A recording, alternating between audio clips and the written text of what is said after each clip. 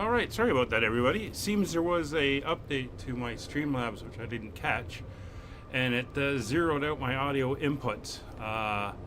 So we are back. So I will start over. So welcome to the flight deck. You should be able to hear me now with the sim audio and the microphone. Oh, I know you can. I just heard it come over my monitoring computer. So we are back up. We're here in Nashville, Tennessee, flying down to Montgomery, Alabama, and Kevin is joining us in the Mighty Mackerel Dash-7 there. And we're going to be flying into some weather, and it is currently apparently raining down in Montgomery, so it should be an interesting approach. There is an aircraft moving around here at Nashville. We've got a few aircraft inbound. We got one outbound on the books. You can see a 737 over there. There's also a aircraft. I think he's just landed or is landing currently. So we're going to have some movement going on here at the airfield. But we can get the aircraft set up and ready to go. Should be a good flight for today. Kevin, everything good? You can hear me now? Just give me a thumbs up in the chat if you wouldn't be so kind, sir. All right, sorry, just hit the mic there as well. Let's do our initial check. So parking brakes are set, throttle levers are in flight idle, control lock is now engaged, condition levers are in fuel cutoff, flaps are retracted in zero, battery is off, wipers are off, and circuit breakers all around have been checked. And we are ready to get the aircraft up and running. So yeah, a little surprise thing caught me there, and I didn't see that my sound bars were moving, or were not moving, until I happened to look over and catch it. It's all good though. So let's get the aircraft powered up. Over to the masters here. There's the battery, the AC and DC generator masters are on. Left and right battery is coming on as well. DC external power is now connected. Bus tie is closed. We have DC load, DC volts, and the DC generators 1 through 4 are all off. Up to the overhead, flight data recorder is normal. ELT is now set to auto. Fuel handles are all pushed in. We will now get our lights up. There we go. And we'll get them all looking good. Center console lights are up as well. Smoke and fire tests are done, and we are good up here. So moving down. Windshield heat and wipers are off. Airframe de-ice is off. Pitot-static is off. Propeller de-ice is off. Battery temperatures are coming up. Position lights are now on. Ignition 1 through 4 is to normal. Auxiliary fuel pumps are off. Fuel transfer is off. Fuel valves are closed. Fuel quantities are checked and are reading correct. Engine start switch is off.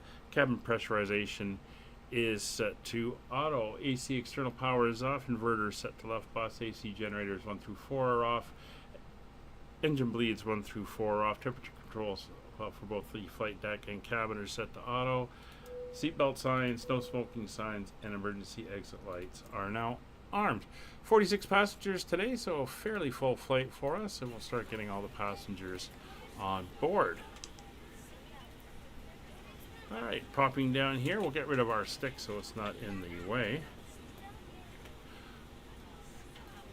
Clocks are checked. It is 2:35 local time. Flight taxi switch is set to taxi. GPWS is tested.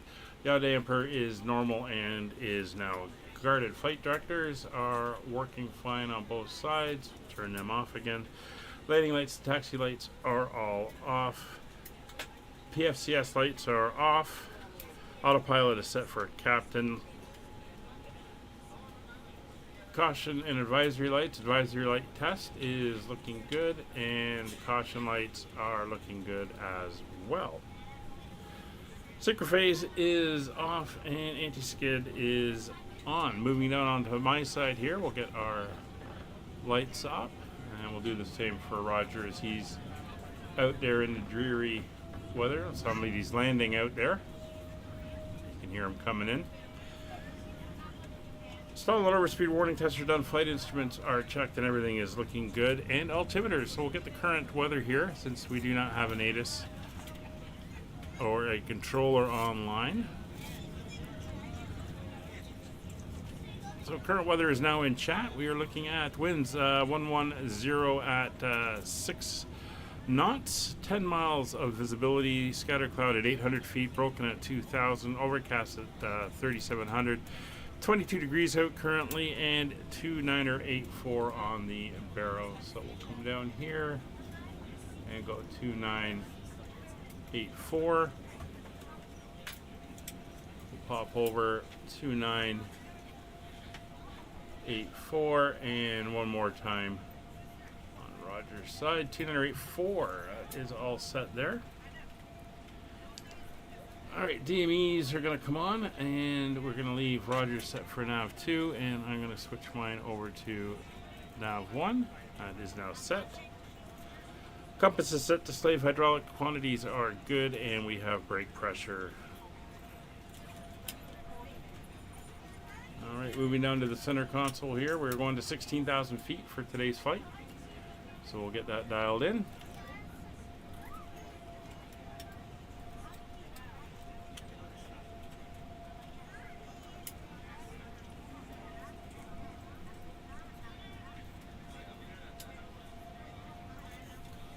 There we go, 16,000 feet is dialed in. Auto feather is set to off. Engine intake deflectors are closed. Engine instruments are all checked and are looking good. Landing gear stall warning horn mute is tested and looks good. Roll and pitch levers are in and locked. Transponder, we have an auto ATC transponder code. Again, North America thing. 0706 for us today. So there's 0706 is set. Comms CTAF frequency here at If you have any trouble or need any assistance, please don't hesitate to let a flight attendant know. CTAF here at if the overhead bin is full after you put your carry-on inside of it, please close the Nashville bin as a courtesy to other passengers. is 118.6, so we will dial that in. Down in your seat to allow other passengers to find their seats as well. 1186 and 1228 is now in on the other side for Unicom once we get a little bit higher, and 121.5 will go into the guard channel as I usually do. There we go, 121.5. For our nav radios, use your cell phones during the rest of the boarding process, but we do ask that laptops, tablets, and any other larger electronic devices are stowed once we depart from the gate. we have a number of VORs we're going to be using. The first one is we're going to be flying outbound from the Nashville VOR of 1141, so we'll dial that in. So 1141 is now set. The next one is going to be 11355. That is now, there he is, Spirit Airlines.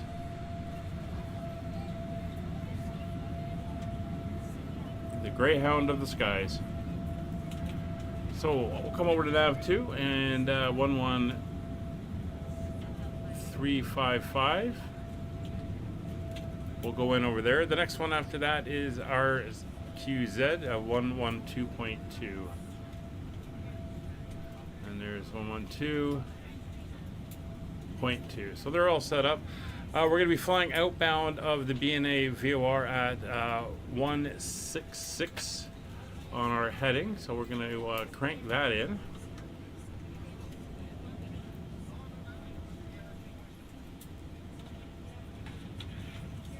So we're going to be taking off towards the north, slightly east of north. So we're going to make a right turn, and then we will pick up this radial off the VOR on the way out, and we're going to set about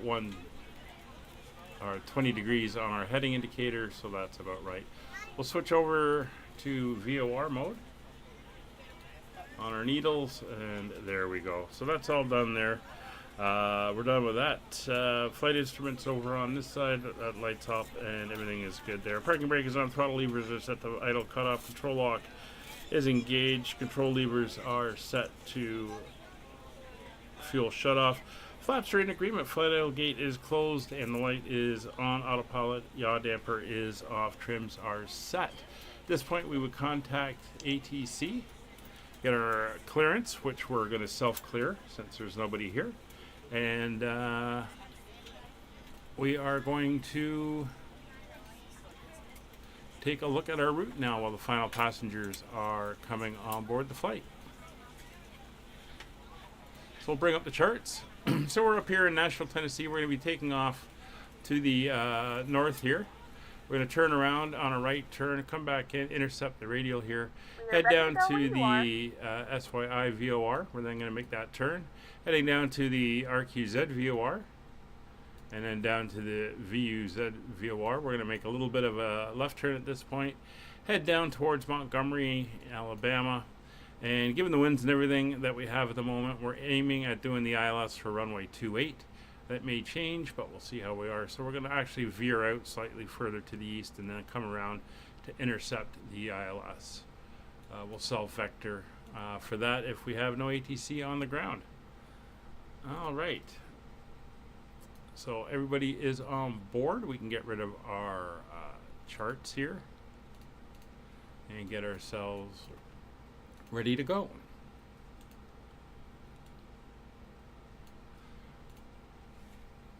All right, down to the back of the airplane. We can get that door closed. And we can begin our before engine. So takeoff data and speeds are checked. Doors and windows are all now locked. Anti-collision light is going to red.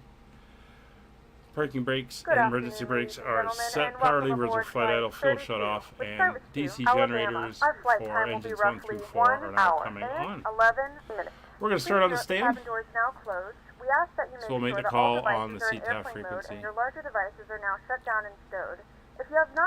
Nashville area traffic, Allegheny 32, gate Delta 3, starting on the stand. All right, and we are good to start on the stand. So we're going to start engine number 3 first. Start switch to 3, starting engine 3.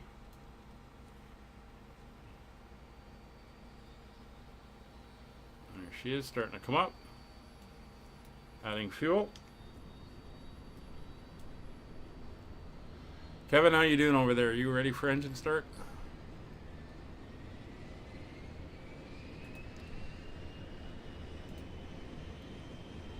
CTAF is 118.6.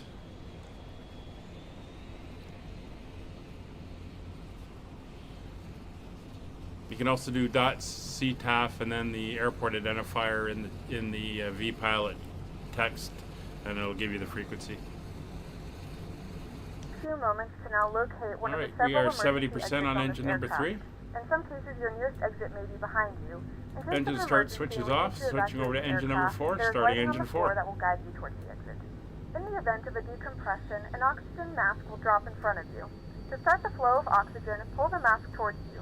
Place it firmly over your nose and mouth, secure the elastic band behind your head, tighten the straps if necessary, and breathe normally. Although the bag does not inflate, oxygen is flowing to the mask. If you are traveling with a child or someone who requires assistance, secure your mask on first and then assist others. Waiting for that to go up 7 minutes. A member of the crew advises you it is safe to use it. Oh, the dot thing? Really? A light vest is located Make sure you're in the message one.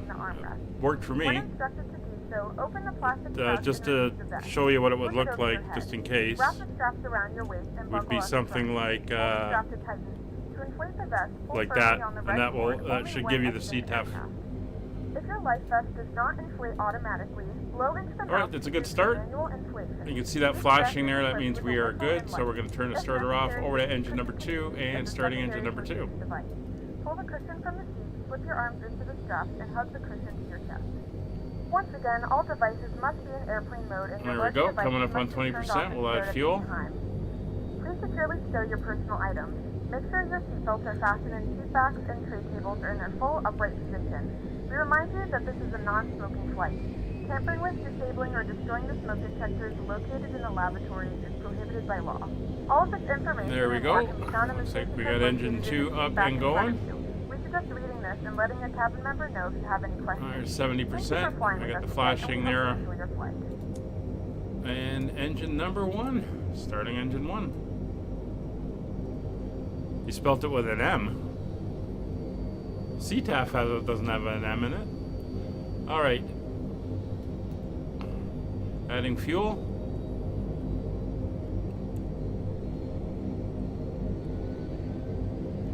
You can always do a radio check, make sure that you're coming across and I can hear you.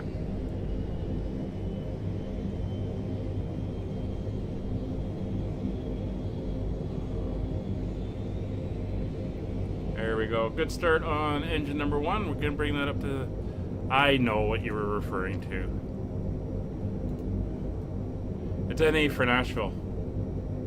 Alright, start switch is off. We have good engine start on all 4 engines. Running over to the F to start checklist. Braking emergency brake is set. Start selector is now off. Popping up top here, DC external power is now off. All 4 DC generators are on. DC load and volts are checked. Battery temperatures are up. AC generators are now coming online. Engine bleeds for engines 1 through 4 are now coming online as well. Moving down here to the main panel, flight directors. There he is. Flight directors are on now both sides. PFCS lights are off and normal. It's all good. Prop auto feather is still green. Engine intake deflectors are closed. Engine instruments are looking good. And across the board. Hydraulic quantities and pressures are up in all 3 systems. Weather radar is in up. Flaps for takeoff are going flaps 15. Flight controls. Control lock is now disengaged. We have full forward, full back, full left, full right, and full rudders left and right as well. Everything is good there. Turbo set for takeoff. Yaw damper is now on. De-ice pressure is good and checked. Ground equipment and chocks are clear. Condition levers for engines 1 and 4 are now going to maximum RPM. Steering is on. Taxi light is on. If we look up here, our pitot heat is off, but that will come on at the runway, and that is our rolling caution light. You can hear the engines settling in at that max RPM, and we are good for taxi. So we're going to go the way we came in. Going to go up here to the taxi line, then follow it around. We're going to go down to Lima. We'll make a right turn on Lima out to Tango 4. We'll take Tango 4 across runway 31, and then Tango 4 all the way down to where it joins Sierra, and then Sierra down to the end of the runway. Nashville area traffic, Allegheny 32 taxiing runway 02 Charlie via taxi lane Yankee 1, Tango 6, Lima, Tango 4, crossing runway 31, Sierra, holding short 02 Charlie at Sierra. Alright. I'm going to bring the engine power back slightly. Manual brakes are on. Aircraft brakes are off. And we are good to go.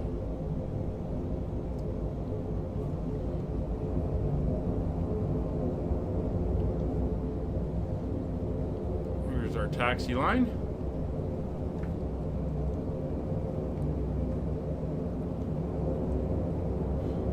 So Kevin's got a couple engines up and going, so he should be following along very shortly.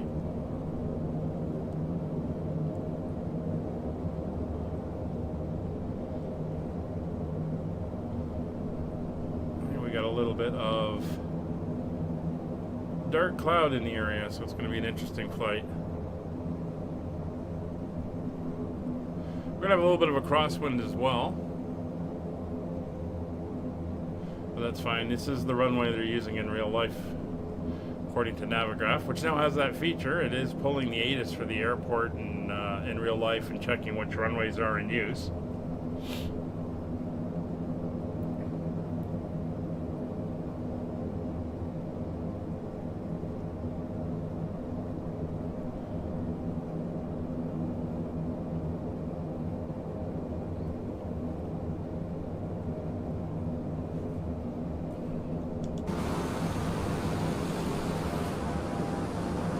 As per normal, the terrain features and foliage are being provided by Rex Seasons Advanced, which is making it look really, really cool out here.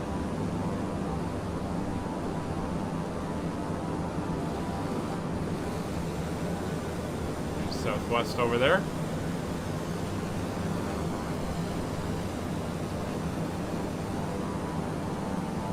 And we're going down here to Lima, which is this one.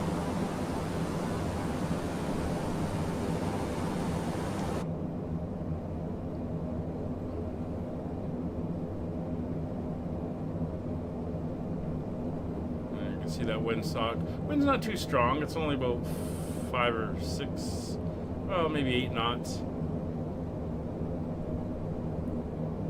But we are going to get a bit of a crosswind on takeoff, which we will have to correct for.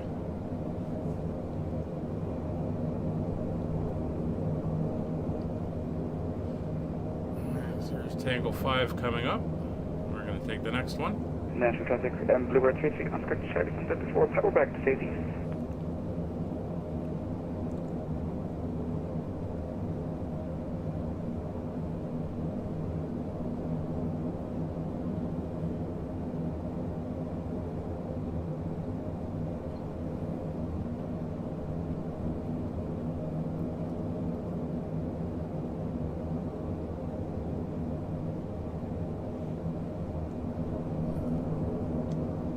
Go. We're going to make the hard left here. I know the signs here don't match up with the charts for the runway designators, which is a little bit annoying.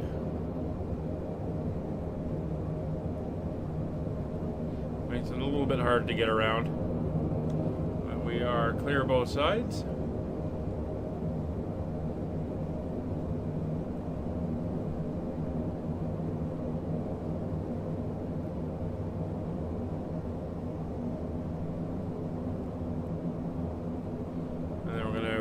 Veer to the left slightly.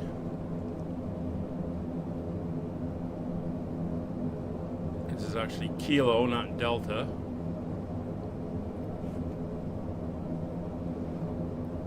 And we're going to go down here. We're going to go past the control tower, which we can now see off to our left, and some of the ramps and little buildings that are down here. This is part of the there's supposed to be an FBO on that, and then further down would be the Tennessee Air National Guard hangars and stuff, which isn't modeled here. This is the default airport.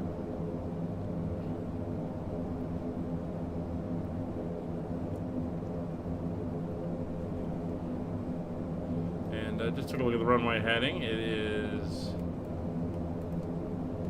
2-1.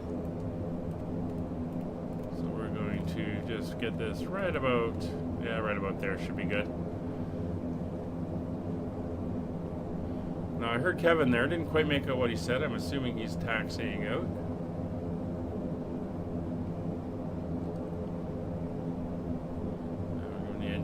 Chance to warm up. Nashville traffic, Bluebird 33, on correct Charlie, passing to Lucia Point, hold by Taylor 1, runway 2 center, we're taxing by Yankee 1, and Tango 6, Tango 4, crossing runway 3-1, and we're taxing by Sierra. Yeah, so he's basically coming the same way I am.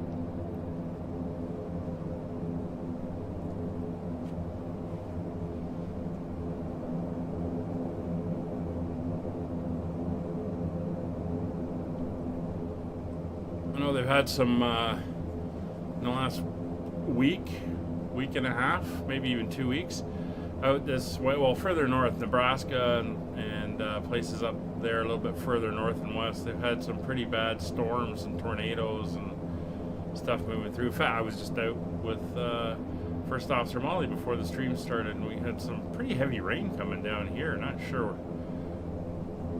where that came from. It said it was supposed to be a light rain, but it was pretty intense. So in real life, there's all kinds of buildings out here. Aprons and pads and hangars and stuff. So Sierra's off to our right. This is going to carry on down, and we're going to make a bit of a right diagonal as we come out to pick up and connect with it.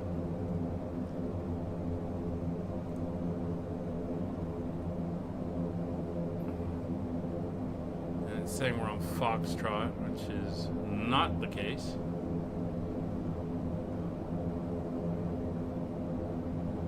Oh, and there's some interesting terrain.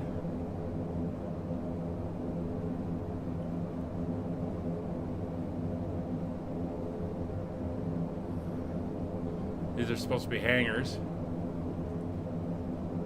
Wow.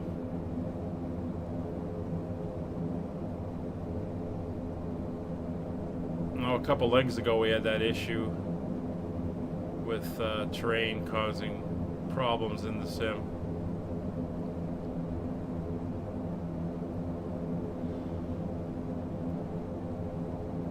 In fact, it caused me to shut down the whole flight because the sim just choked itself to death on, I think it was some terrain glitches and caused issues within the sim itself.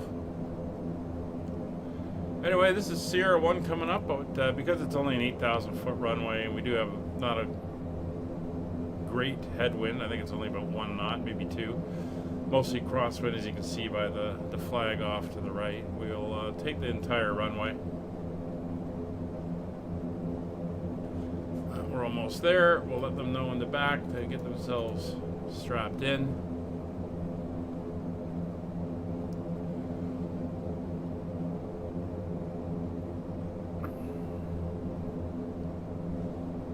Nashville traffic, Uber 2 to be Oscar Charlie, copy 131 on Tango 6. Alright, so there is no aircraft inbound to our location at the moment. We do have 3 outbounds on the board and 1 inbound, which is pretty cool. Alright, we'll get ourselves around to the stopping point here, and then we will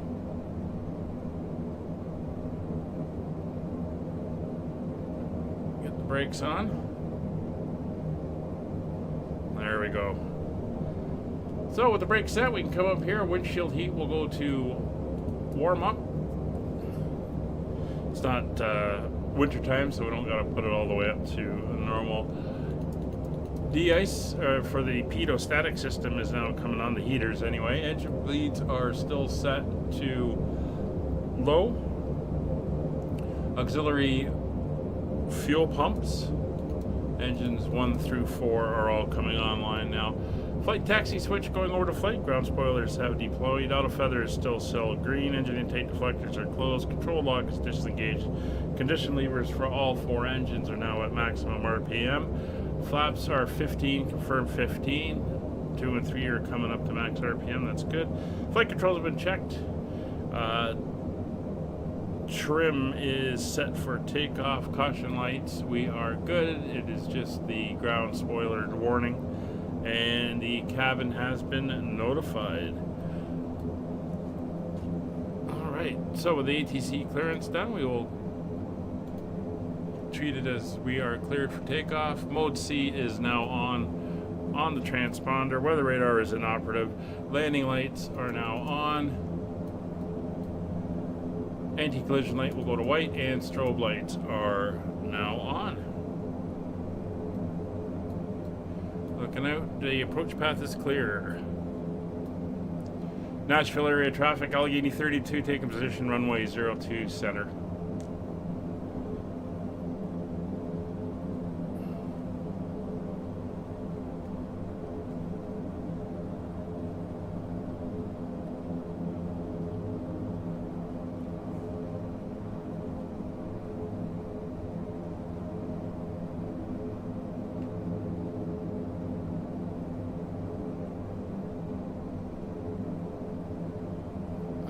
Kevin coming down, I can see his lights.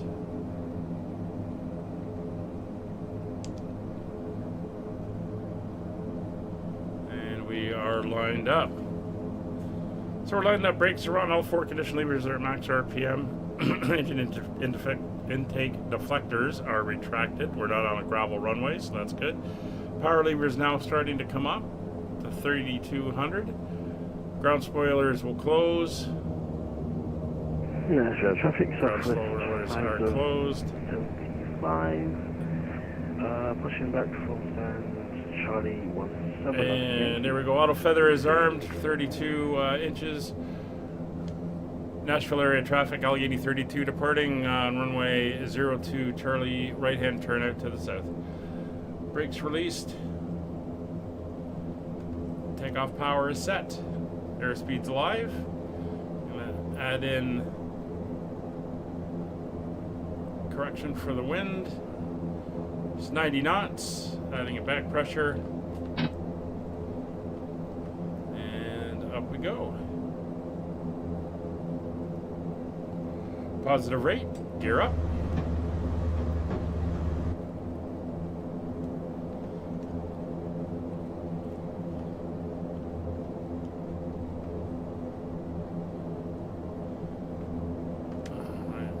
Add a little bit of trim.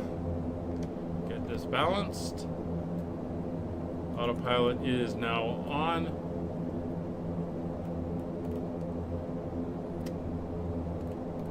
Mouse. Heading mode is active. IAS mode is active, so that's going to keep our 130 knot airspeed as we climb out. There's 1,000 feet. Flaps up.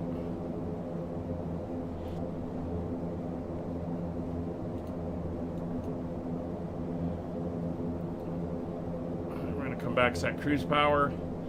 Quickly bring the engines to below 40 or 4,000. And props back to 107.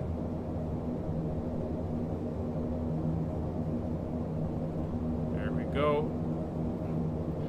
And engines to 4,400. And we're now going to make that right-hand turn. Stop that. To the south to pick up the VOR radial. Nashville traffic, Uber 33 Oscar Charlie, November runway 2 central retreat position.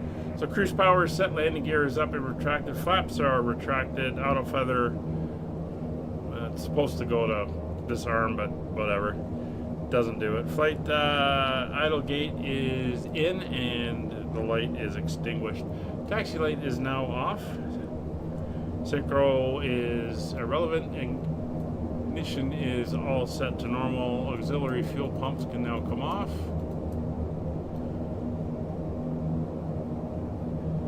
Engine bleeds are still all in low, and cabin is pressurizing properly. And we're heading down to intercept that radial now.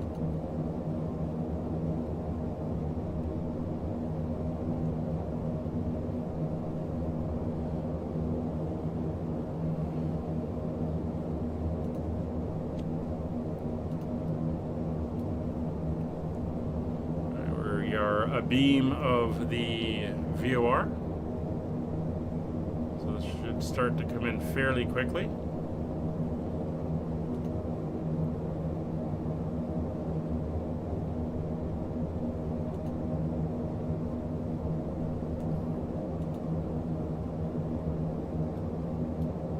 Just keeping an eye.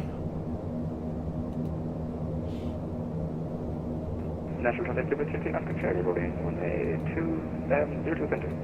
All right, it's got us heading away from it now. We can see the VOR sliding in behind us.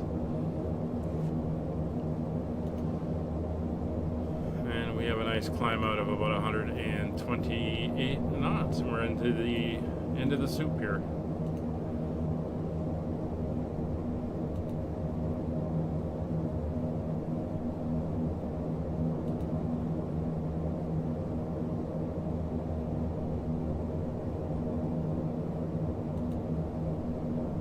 Yeah, once this starts to move in and signify we're getting closer to that radial, we'll go into nav mode and let her follow the beam out. And then because we're already picking up the next VOR, we'll actually switch over to that one and fly inbound into the SYI VOR. Traffic, southwest 5075, which is the Taxiing to Shelbyville runway VOR. 20 center for departure via Yankee Tango 4, crossing runway 31 down to Sierra 7 for departure.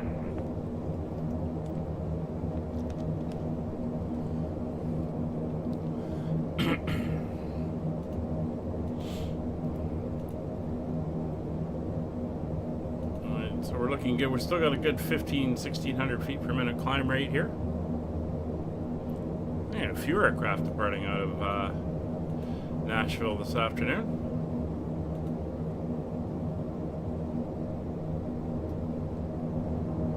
Starting to lighten up a little bit. 21,500 turning right and outbound to the Buckfast Quebec Whiskey Dealer, or Banfish Navy. Still waiting on that radial.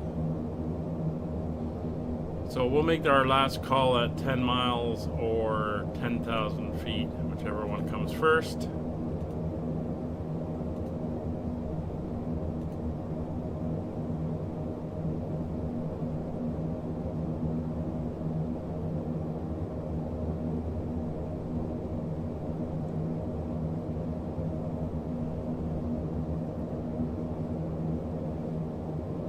There we can see the beam starting to come in.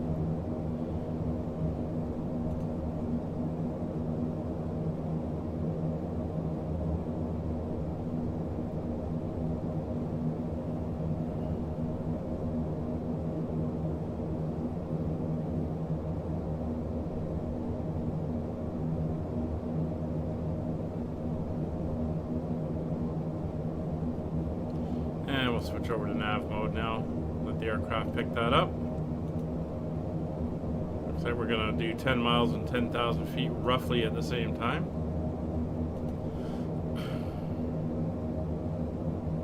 I don't know why it's always got to make this hard S-turn to get on the radio, but it does. Nashville area traffic, Allegheny 32's 10 miles to the southeast, climbing through 10,000 feet. Last call for Nashville. Or, yeah, that was Nashville. And we're going to head over to Unicom now, 122.8. And it looks like we're getting some really good bright lights up here. 10,000 feet, landing lights will come off. We'll turn off the seatbelt. And there we are out of the clouds. Beautiful. Good timing. In the galleys or near the lavatory.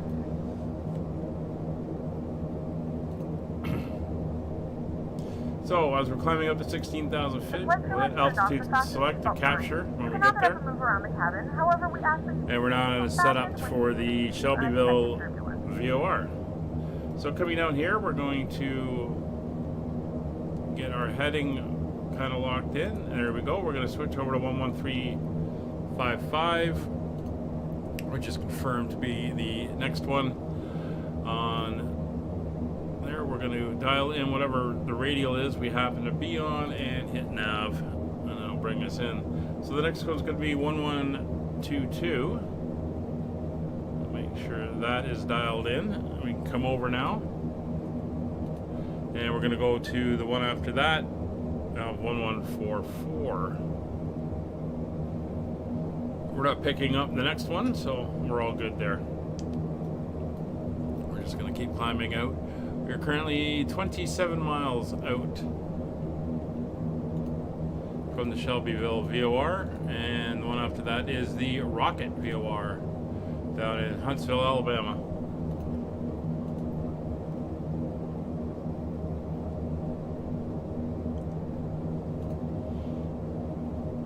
It's 12,000 feet, so 4,000 feet to go, and then we can settle into cruise.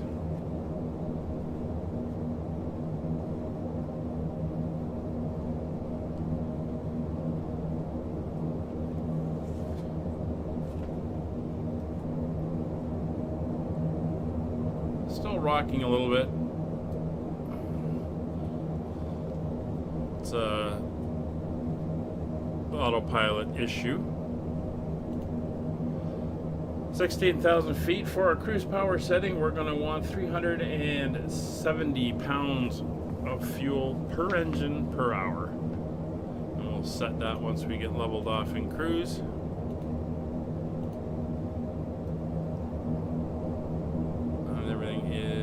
looking good.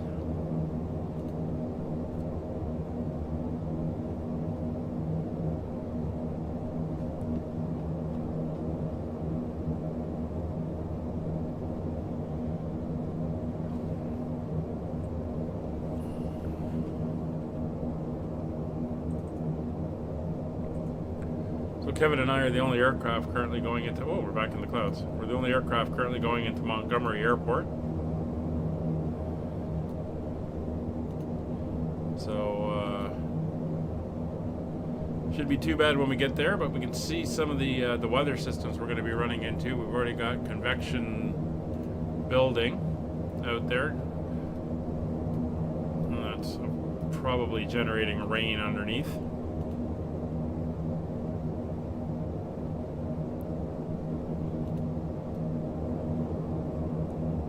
Just under 2,000 feet to go before we settle into the cruise.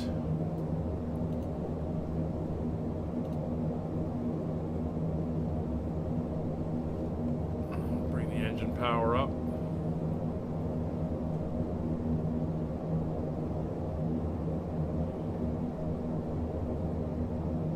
Keep it in that 44 range.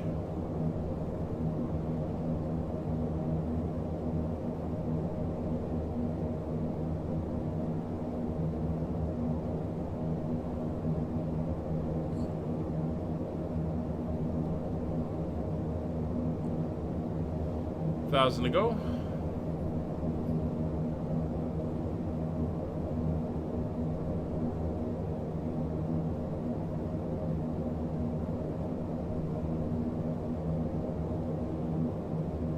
$600 feet to go. We'll soon see this click over to capture. Now once we get to 16,000 feet, I'll hold will come on. There's capture mode. So our vertical speed is going to start to decrease, nose is going to come down, our airspeed is going to start to increase. And we'll be able to settle into our cruise.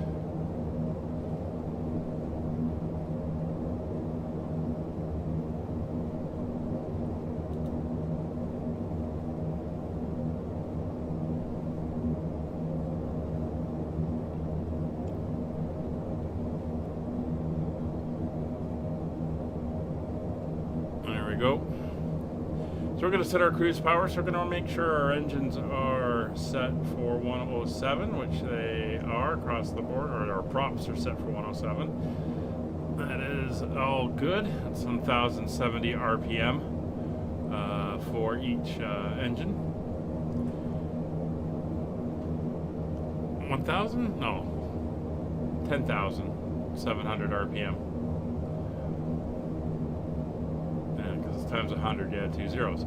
All right, so we're going to set our power setting now. So we're going to pop down here, take a look. We want that 370 pounds of fuel per hour. So these are our fuel flow, and we're going to pull the power back until we get 370. So we're currently about 390 right now. Moments, there's 370 on 1 and 4. We'll be serving complimentary drinks and snacks. Please look in and there's 370 on 2 and 3. Drinks are available there we go. So our cruise power is now set. And as we're flying directly to the VOR, we got a ground speed of 230 knots roughly. And we're 10 miles out, so we got to get ready for the next one. So we're going to go in here. We're going to go to heading mode, switch over to heading mode. Then we're going to switch over to the rocket VOR, which is on 112.2. It is a low power, so we're probably going to have to be about 40 miles out before we get it. As you can see, we are not getting it at the moment. So because of that, we're going to hold off switching over because we wouldn't have it. And we're going to fly the outbound heading on the Shelbyville, and the outbound heading is going to be 196. So we're going to dial in 196. There we go. And basically what we're going to do is we're going to fly to the VOR until we cross that radial, and then we will fly outbound from Shelbyville on 196. And probably within about 10, maybe 15 miles, the other rocket VOR should pop in, and we should be able to switch over to that one. But that is the hazard with the lower powered VORs. They're not receivable from that far away.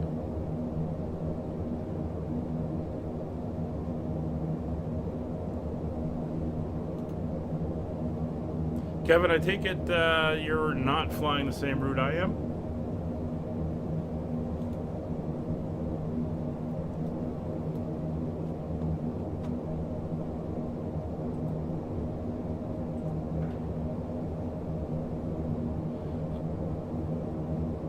No, you're not. You're doing it in fewer VORs than I am. Okay, that's fine. How's the system running?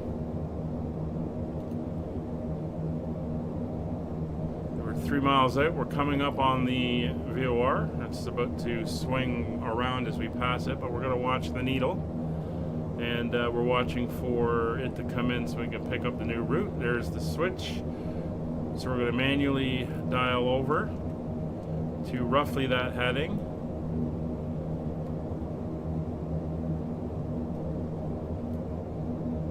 Oh, excellent, excellent, good to hear. Have you checked your power consumption and everything? Make sure that not taxing the old power supply.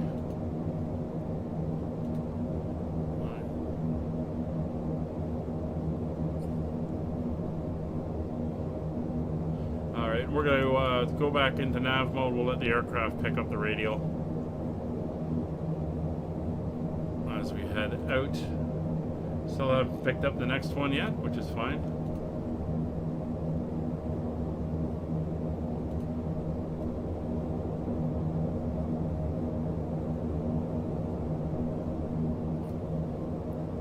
It's amazing how it's like hard coded in. It has to do a 30-degree intercept, which is what you calculate for when you're doing this manually and you're working it all out, but it's a bit rough for flying, but it's all good.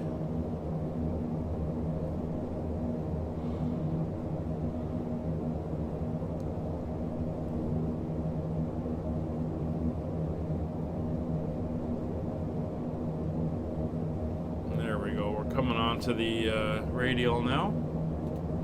Just slight adjustment. There's the turn to make sure we are tracking properly with the wind.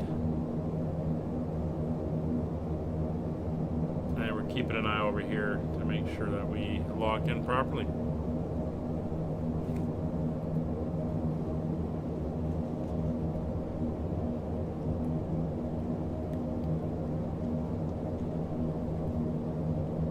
Oh, that's good to hear.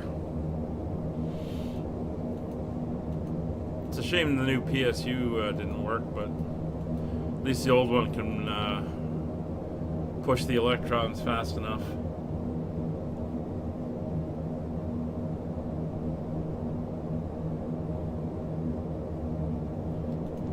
So this weekend we're doing a couple extra flights. At the moment I'm not usually streaming on the weekends. But we're going to do a couple tomorrow, or one tomorrow and one on Sunday. We're back in the 737 cargo. We're going to be flying back from Tallinn in Estonia to London Stansted tomorrow. And then from there we are heading from London Stansted over to Shannon in Ireland. So apparently we're taking a plane full of London Pride over to Shannon. Apparently they don't have good beers in Ireland, so we'll help them with that.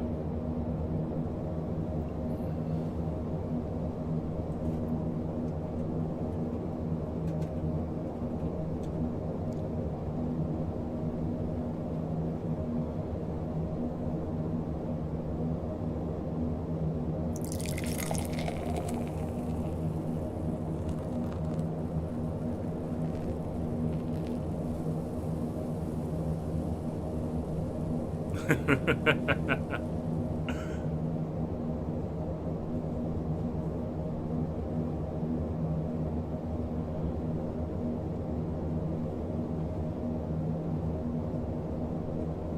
know, we're bringing the good beer over. Alright, so we've picked up the next VOR 37 miles out, so there we go. So once again, we're going to pop down here. We'll make sure that our heading indicator, actually let's get back where we can see it straight on. We'll get our heading indicator onto our current track. Over to heading mode, we're going to switch over to 122.0. We'll dial up whatever the radial is we're actually on at the moment. There we go.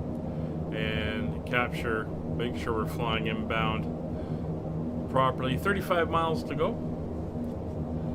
So 1144 is going to be the next one. There we go. And we'll switch over to the next one over here. So that is going to be, as mentioned, the Vulcan VOR, a 1144. It is a high power, and you can see we are picking it up already at 112 miles away.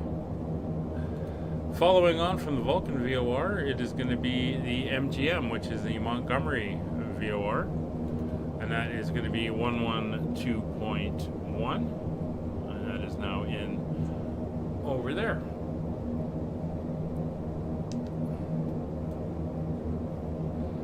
So looking at our descent and where we want to be with a intercept altitude of 2,000 feet.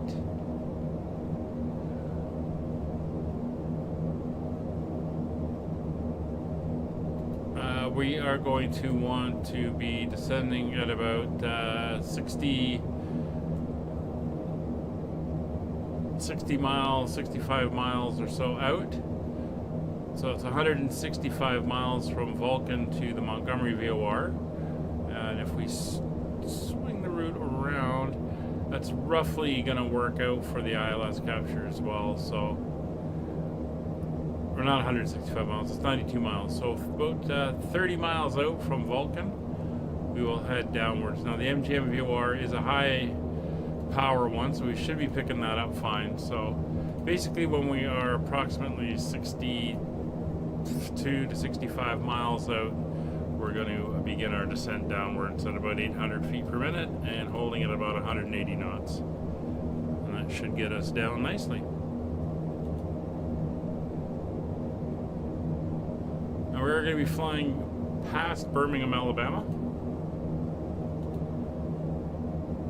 The southwest side of the airport. Probably not going to see it given the weather, but it is what it is. 24 miles out.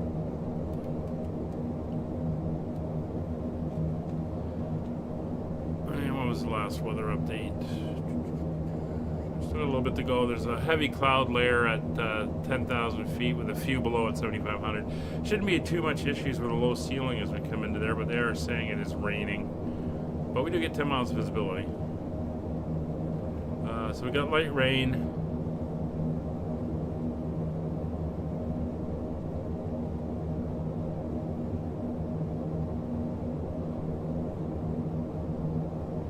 Sorry, regular rain, not light rain. And it is 20 degrees. 2983 is the current barrow down there. So since we've turned southwards, we're going to switch over. So 2983 is just going to be a single click on the dials here. And that brings our pressure in. Looks like a giant low pressure system just kind of sitting out here, which is causing all this weather. Which is all good. 231 knot ground speed at the moment. That is good.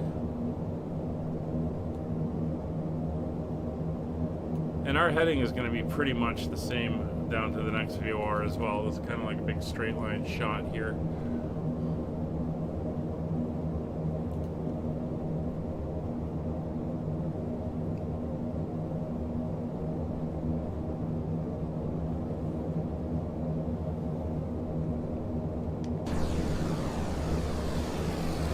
Looking good, chugging along.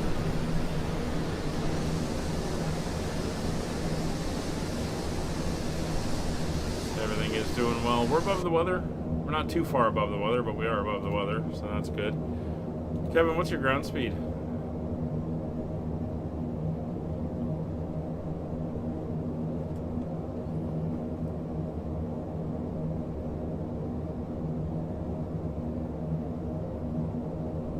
Yeah, you can see that difference in the version numbers, eh? It's almost a 60 knot difference.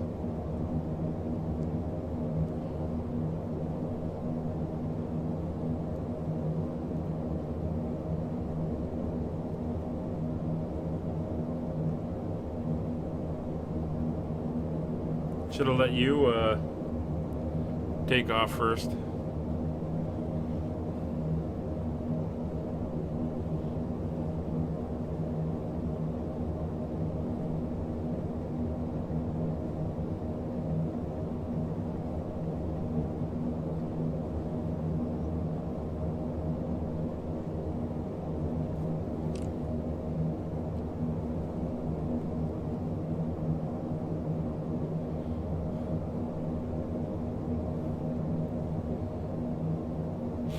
Yeah, you gotta get the new version. It fixes a lot of those issues.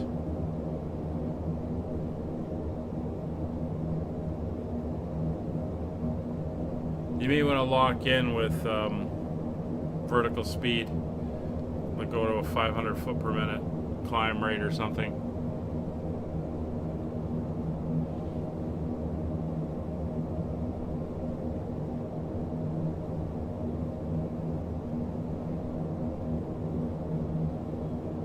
Alright, they're still climbing though.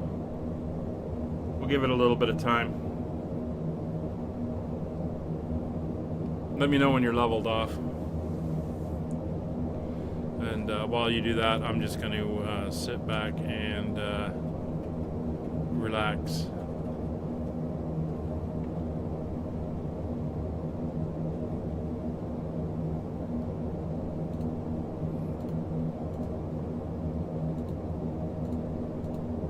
Could you guys bring us a meal, please? Okay.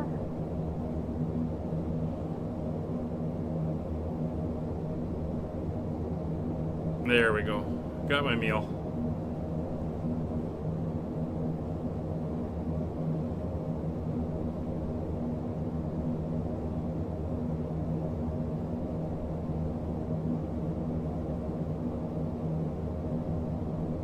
Alright, so 4 miles out.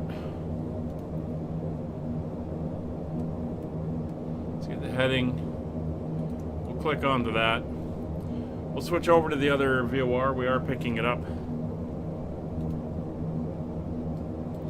So 1144. We'll put the Montgomery into the other side there. There we go.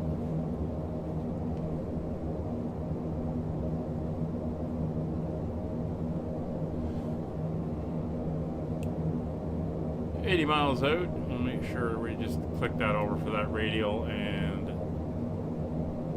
nav mode. We'll just do a little bit of a swing to make sure we're on there.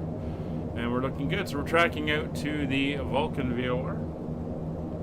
And the Montgomery one is dialed in on the other side. Once we switch over to the Montgomery, we'll leave it on this side. And over here we will set up for the ILS.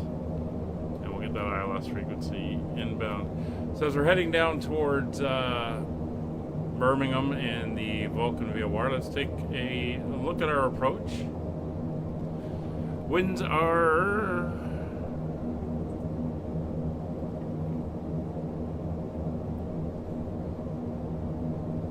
out of the south, so it's going to be an almost direct crosswind.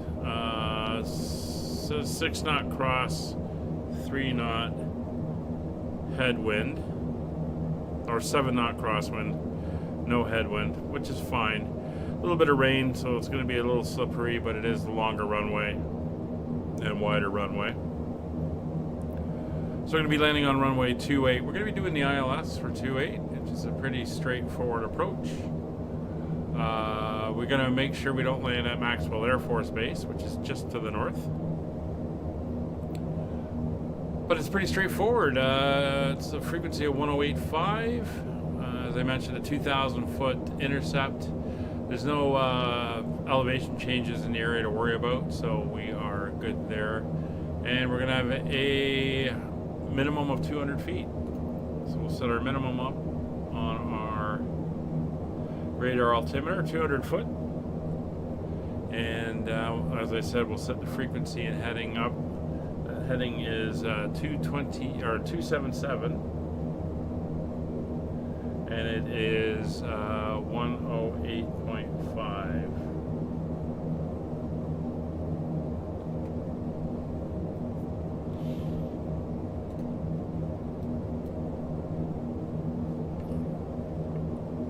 Metar is about 40 minutes old at this point, so we should get another one before we are down and landing.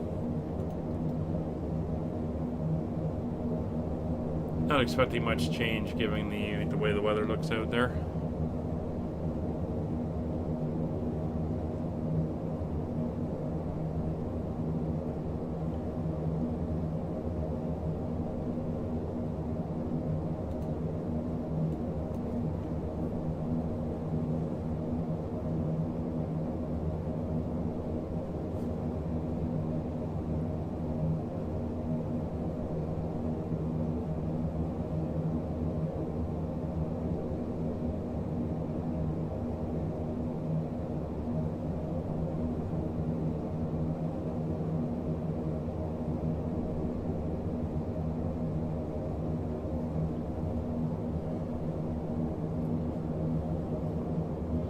.64 miles out from Vulcan.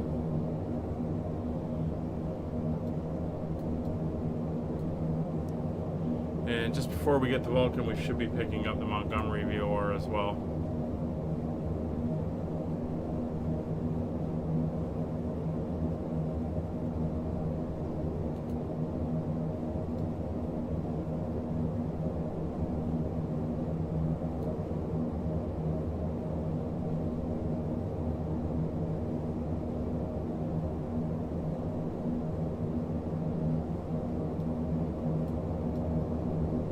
Fuel quantities are good, no lights, no cautions, everything else is looking good.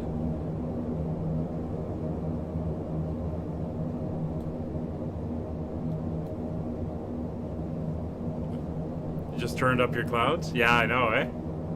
It's pretty awesome.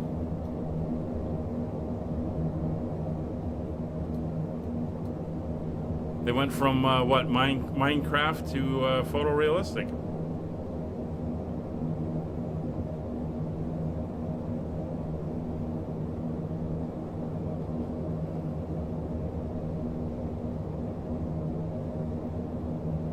Getting those odd pitch things with vertical speed. Yeah, it's one of the things 1.6 did was rewrite some of the code, so a lot of those things are better.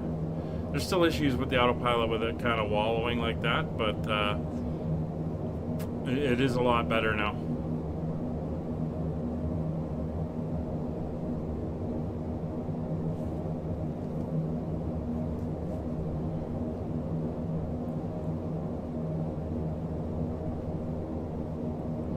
We've passed over Huntsville.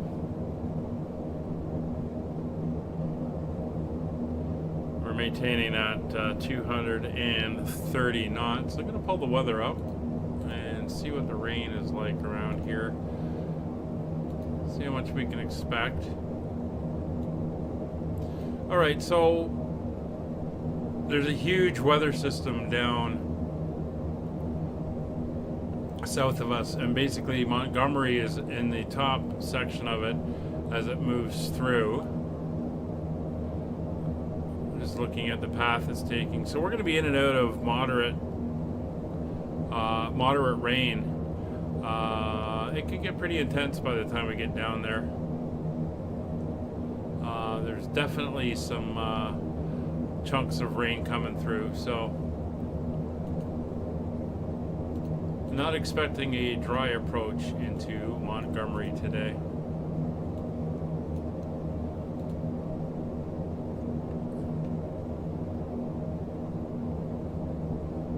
I see your ground speed's up to 231. I'm doing 230. Okay, so you're not doing too bad.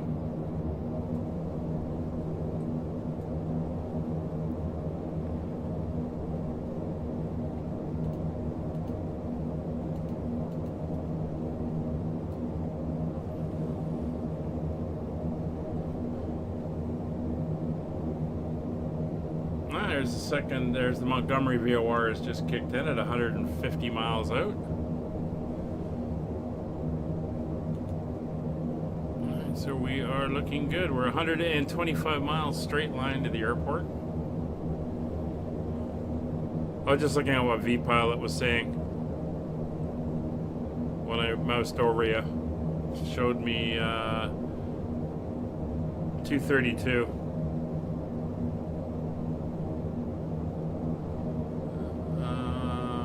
Compare that with what the Navigraph is showing me 228. I'm showing 227 on my DME, so that's pretty accurate there.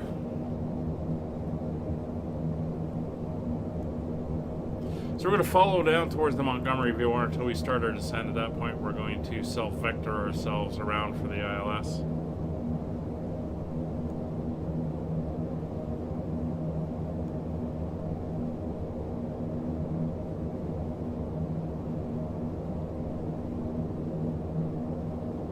And there's a then this is what I'm wondering, if things like the beyond ATC or say intentions, if you were flying like this and you requested vectors for the ILS, could it do it? Like, I'm assuming it knows where you are and it could give you vectors. Don't know.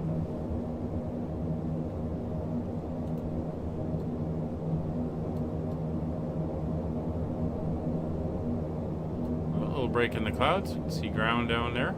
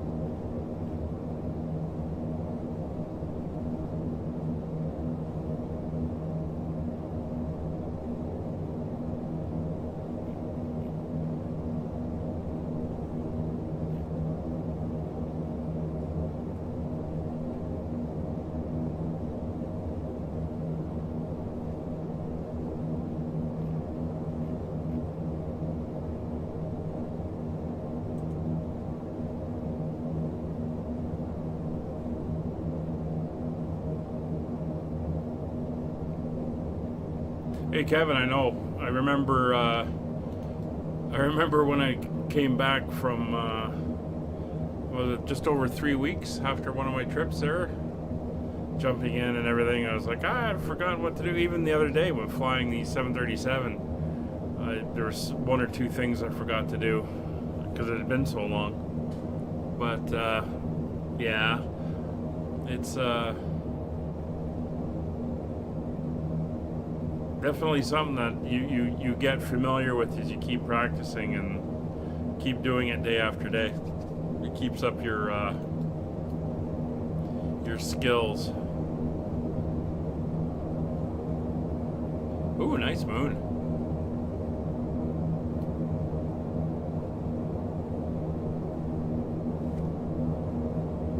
Let's see if I can grab this.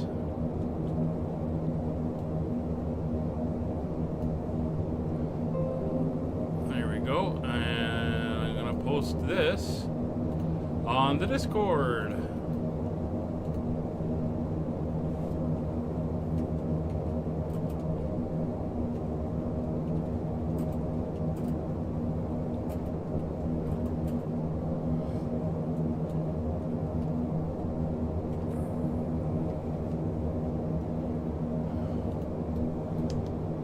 And while we're here talking about it, if you're watching along and you want to come and join us, all our flights are community flights. You can be like Kevin, fly along. It's always nice to see people there.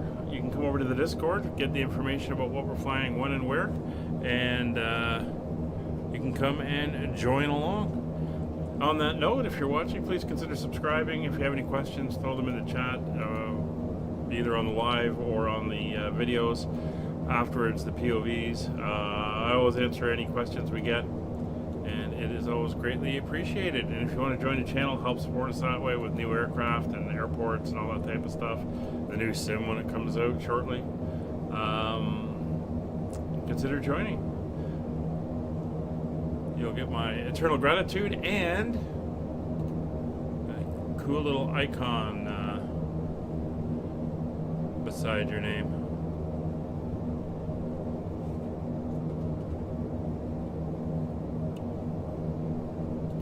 Jump outside quickly and take a little picture.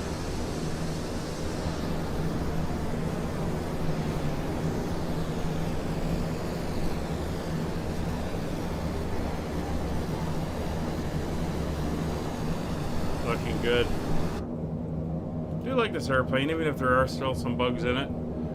It is it's a nice one to fly along.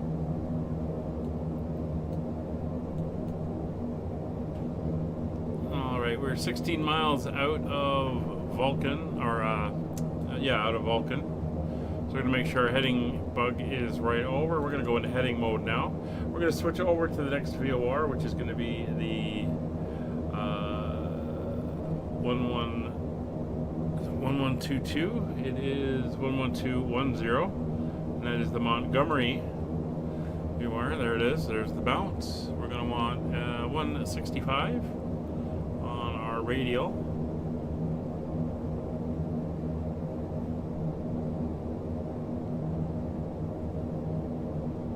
There we go. And we're just going to hold this until we get a bit closer. What we're going to dial in now over here is we're going to dial the ILS frequency in. And so once again, that is 108.5. And that will give us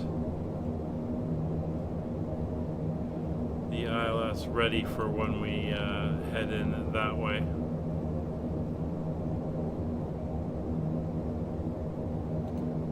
I'm just going to double check the frequencies. 112.1. 112.1 is set.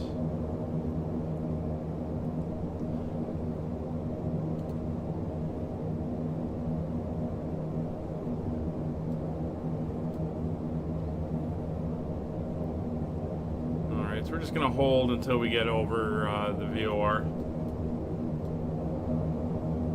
Got a few more miles to go.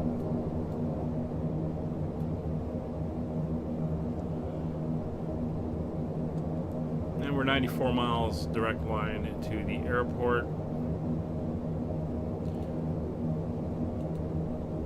And we're showing an ETA of about 25 minutes. Too bad.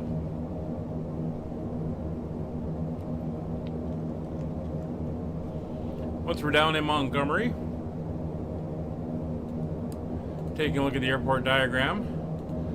It'll be a right-hand turnoff, probably somewhere around Alpha 3. And then we are going to taxi up to the terminal area ramp and find a parking spot. Looks like there's a couple jet bridges and then a ramp area. We'll go to the ramp area and the people can walk out in the rain probably.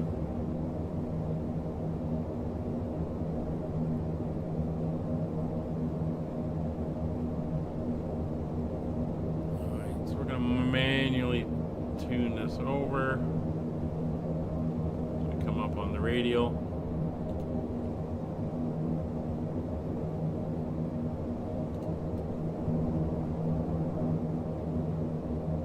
Yeah, not seeing any major storm cells out there, but we do have a little bit of convection going on.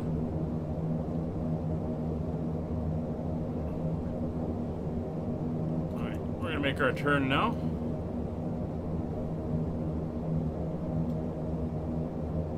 Head down towards the Montgomery VOR.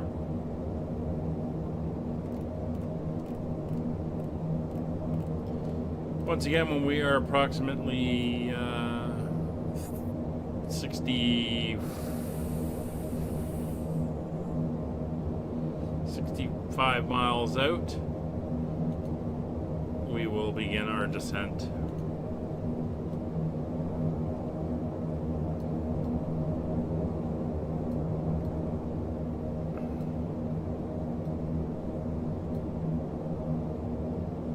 At that point, we're also going to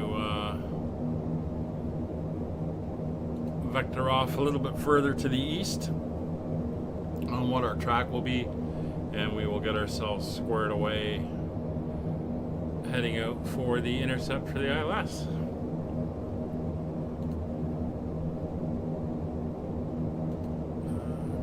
I'm just going to check and see something.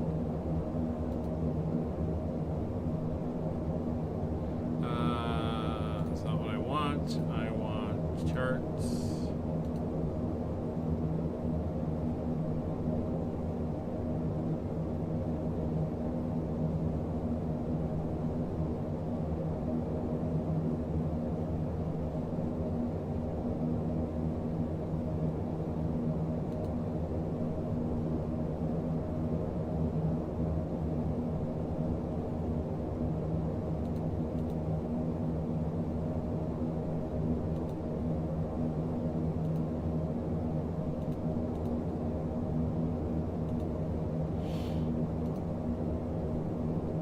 There's not much in the way of approach and arrival information here.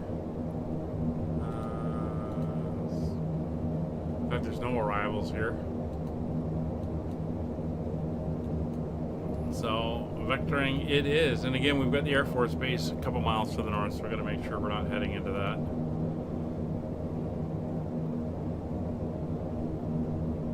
So we're just about 60 miles out from beginning our descent.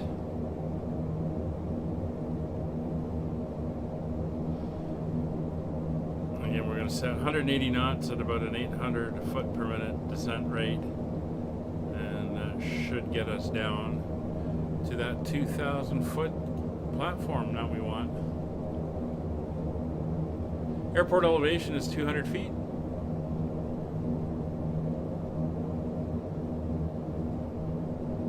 CTAF is 119.7. I'll confirm that with vPilot.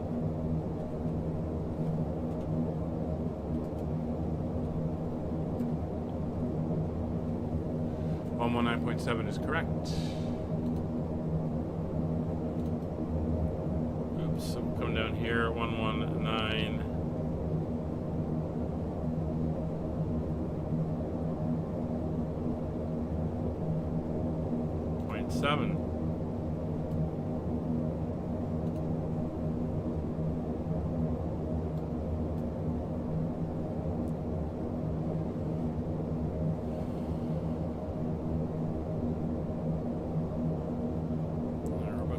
Miles out from top of descent.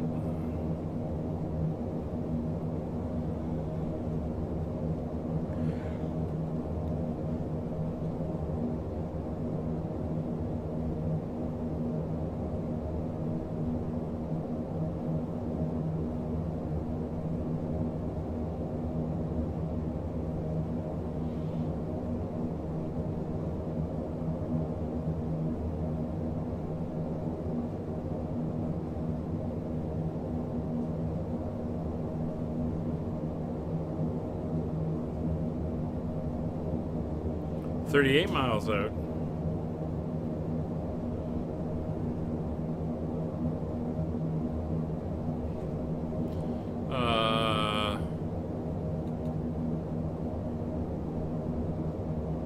Okay.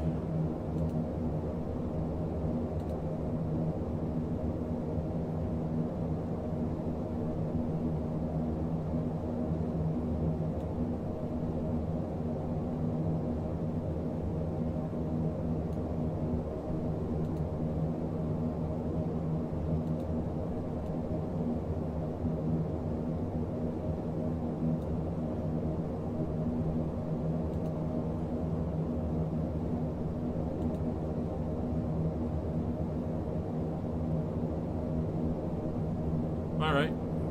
So I'm just looking at the charts.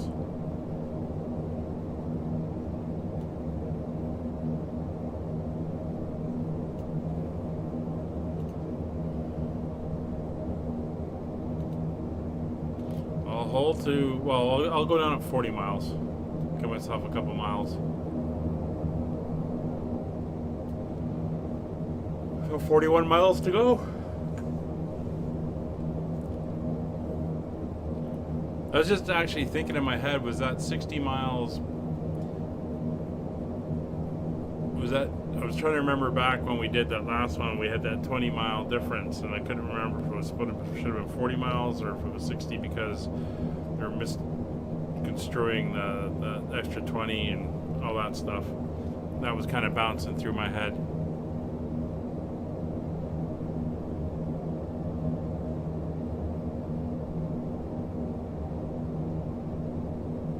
I'm not going all the way down there though.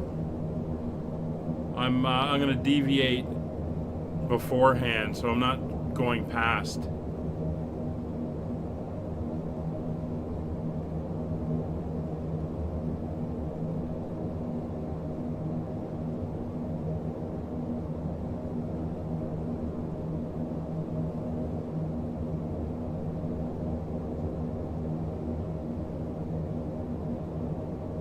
We'll see. It's ballpark.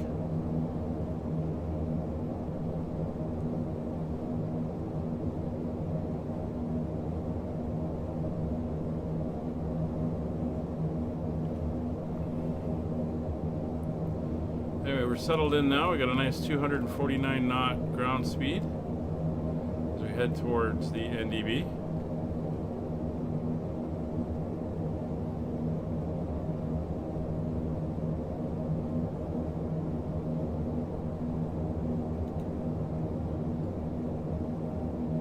What chart is that procedure chart on? That's what I was looking for. And I wasn't seeing a chart with that on it. Because there's no star in the approach.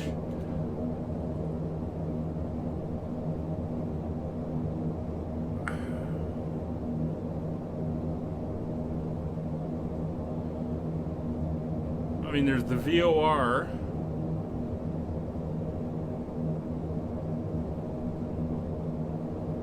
Is that the one you're using? VOR Alpha 13-1?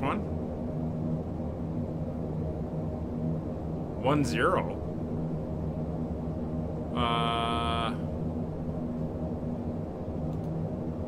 Hang on.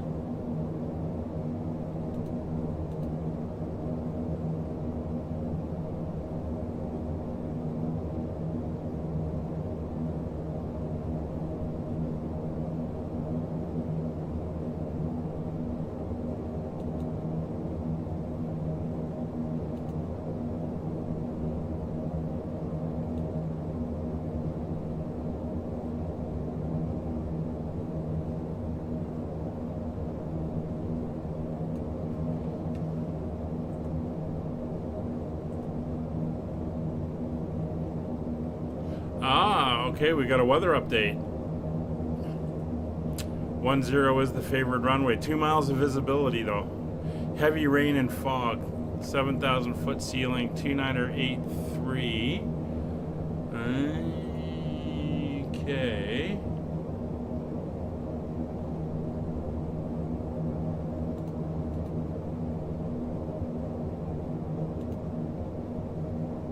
Yeah, Yeah, 10 is going to be the one we're using. So we're going to have to make some frequency changes. It's 1099.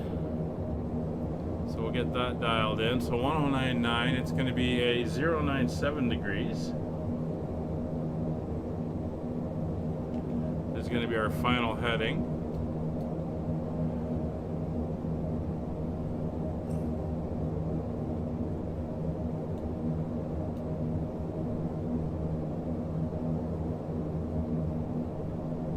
Yeah, I was waiting for the weather to update, and it looks like it had.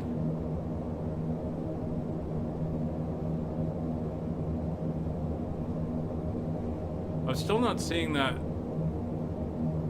Oh, you're going. Oh, I see what you're doing. Yeah. Okay.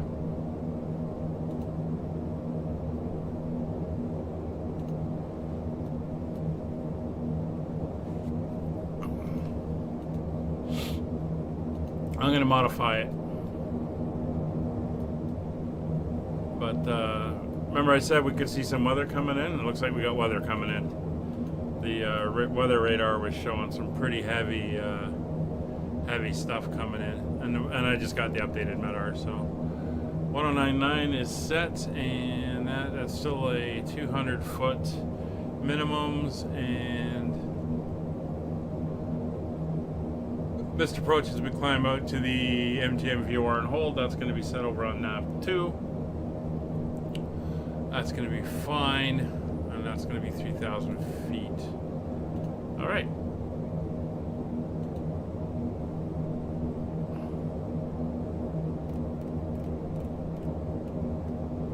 And we're going to head off this way on a vector.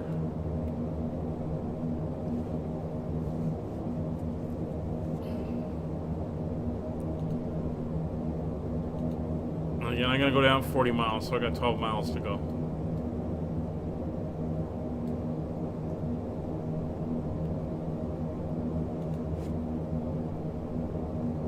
Yeah, that ILS is going to help, definitely.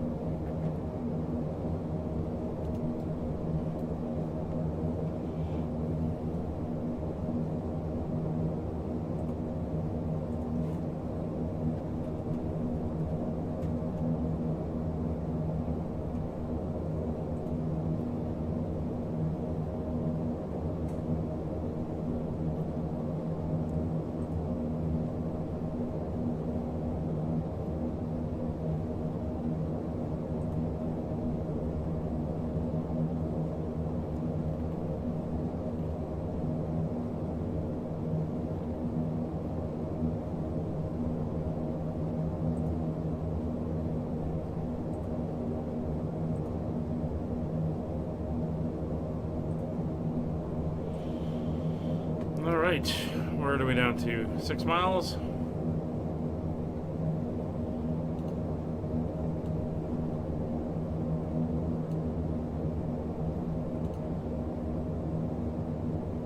We're just passing, is that Clanton? Chilton County Airport?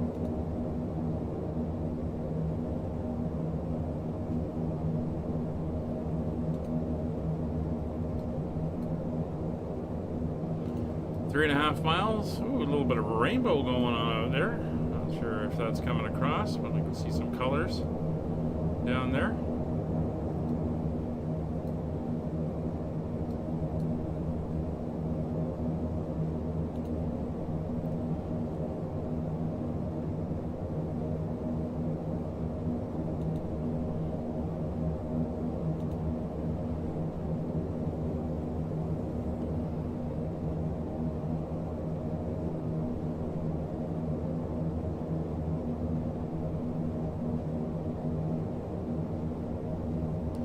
Miles. Montgomery area traffic Allegheny 32, leaving 16,000 feet, descending for the ILS 10 Montgomery.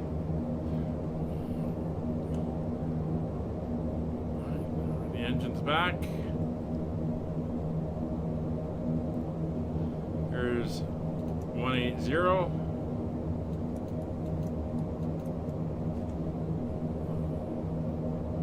I had 180.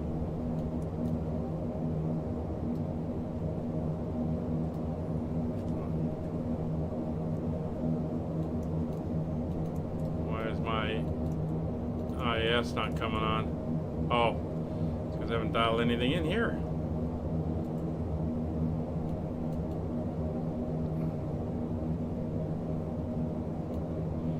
Let's get that going down. Let's get that down to 2,000. Alright, let's get that speed picked up. Actually, we want to lock that at 1,000 feet per minute. Power, keep descending this way down to 2,000. Hold that speed up at 180.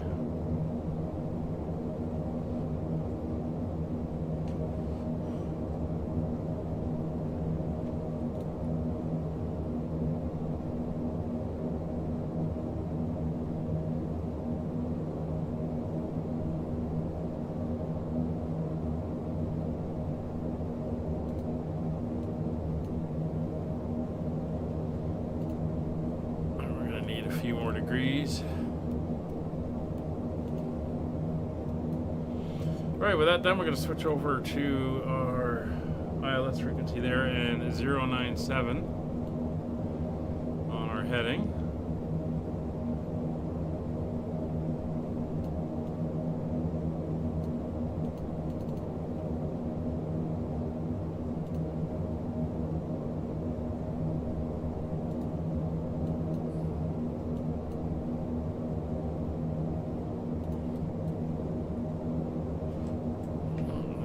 Coming up, pull the power. So descent checks, cabin control or pressurization is good, fuel quantity is good, fuel transfer switches are all off, valves are closed, altimeters are set, 2983, checked and cross-checked. And we're heading down into this mess of cloud here.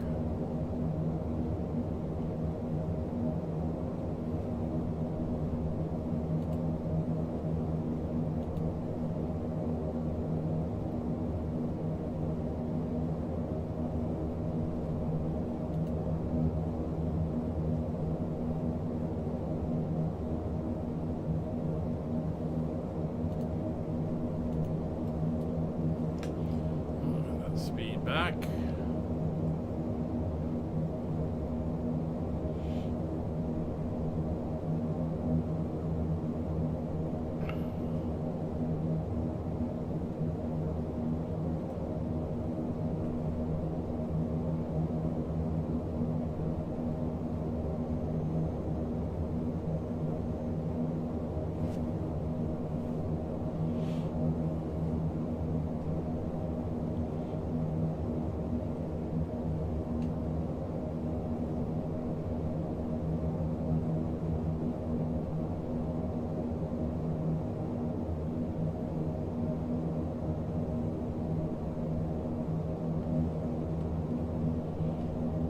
Down at the airport, it's still just the two of us. Inbound, no outbounds. Jacksonville's come online. They're actually, that's our next destination, is down in their airspace. Down in Tallahassee, Florida. It's 12,000 feet.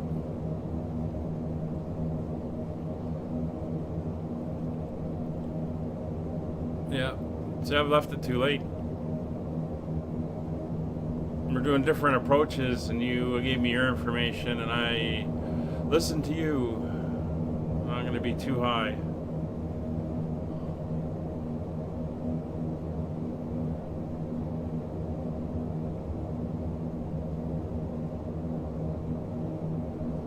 Sure, I'm going to be too high. I've only gone down 4,000 feet, and I'm almost halfway to where I have to be. Alright, so power's right back. My vertical speed's gonna come up.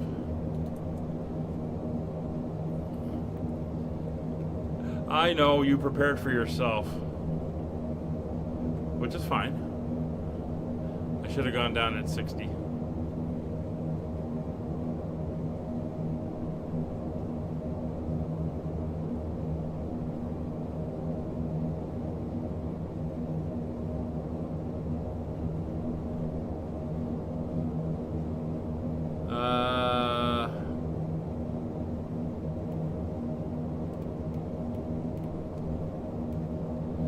Ground speed is currently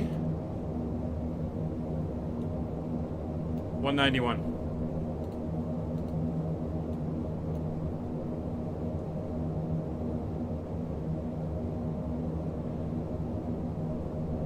We're heading for the Alabama River. There's 10,000 feet coming up, so we'll get the landing lights on with the seatbelt signs on.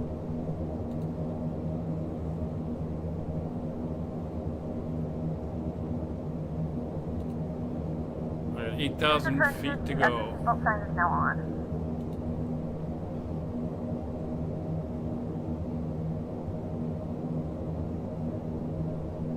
We have begun our final descent into Alabama. Flight attendants will be passing through the cabin to collect any trash one final time. Please ensure tray tables are stowed and seats are in full upright position. We're Please also store coming in from items different either places, so in the you're or under the seat in front of you. where I was when I started down is probably going to be closer to that point than you were when you started down, because I'm not flying the same route, so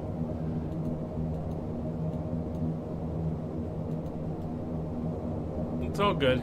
I'll adjust.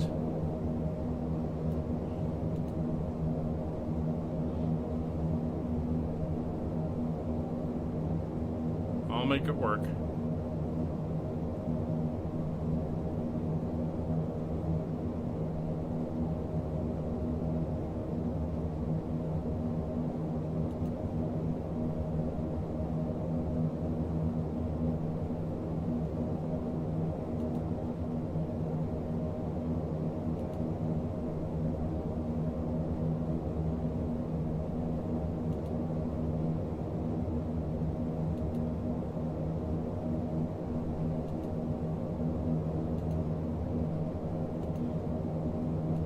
No, I know it's altitude based, but if my descent point is closer to the end point than your descent point,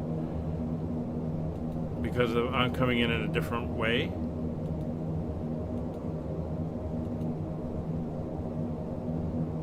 like right now I'm only like 5 miles from where I should be at 2,000 feet, and I'm still at 7,500, so that's what I mean. It didn't work for what I was planning on doing. And I'm probably approaching it in a different way than you would be, so than you had planned.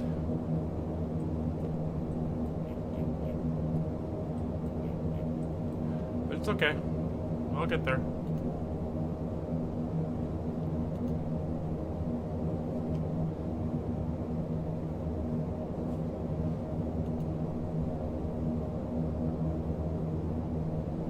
No, I'm not going away with the VOR. I mentioned that. I said I was self-vectoring myself in for the ILS.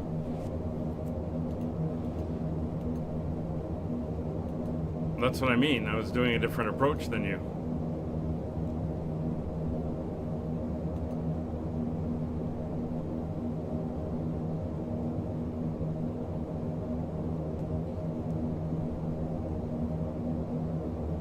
Iron Man. Iron Man baller. Oh, even better.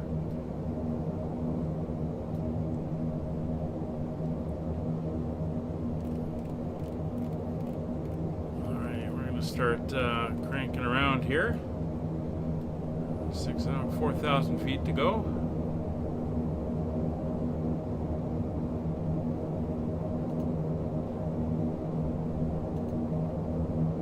Yeah, you're doing your fancy procedures. I'm just doing vectors. Self-vectoring if ATC is not online.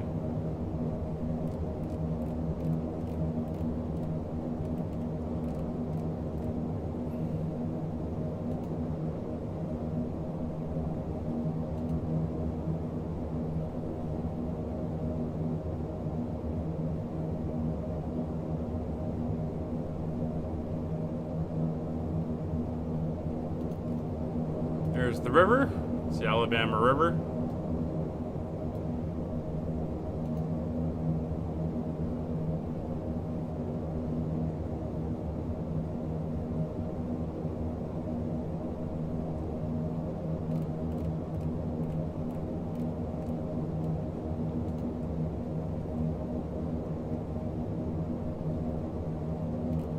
About a 30 degrees.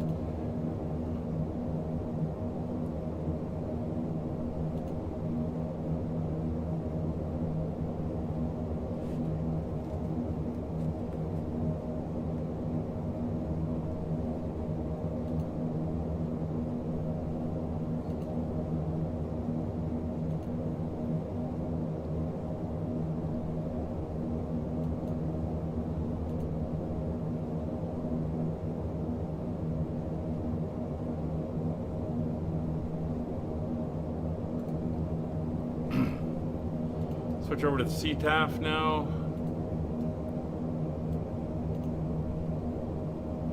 Picking up the VOR. And approach mode. Montgomery area traffic, Allegheny 32, approximately 18 miles to the west, inbound ILS runway 10 Montgomery. I'm doing it the lazy way, yes.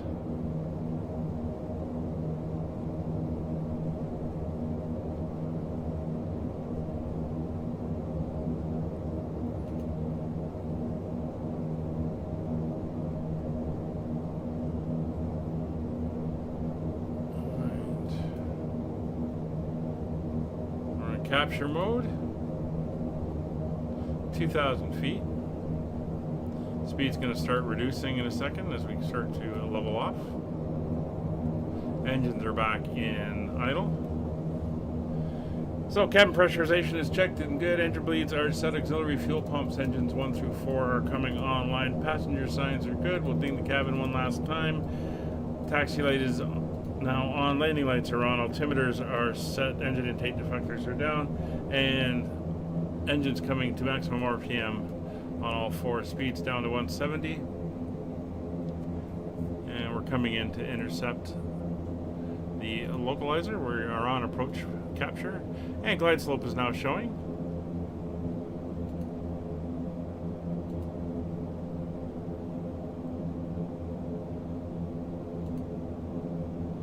Speed's down to 160. See that rain ahead.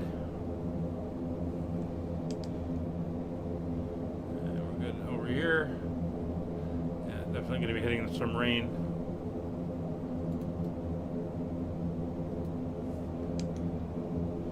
Alright, so lights are all on. The cabin is notified.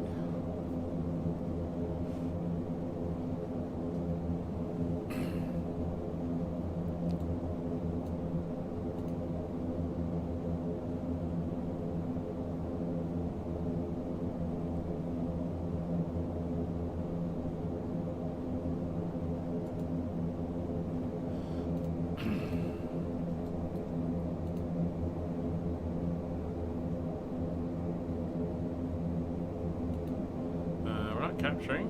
Let's try that again.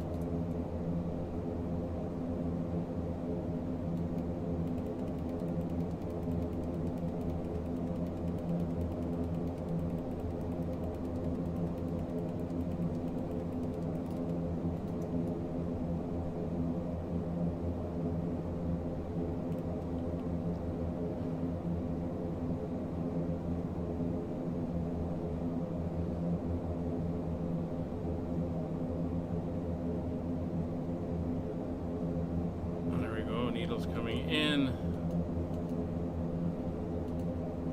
There we go. It's a better capture.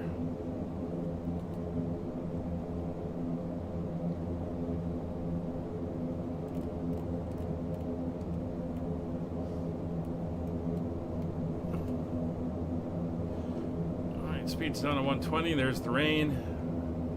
Let's bring the power up. Keep her about 120.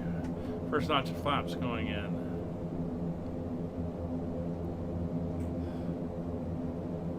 Speed up.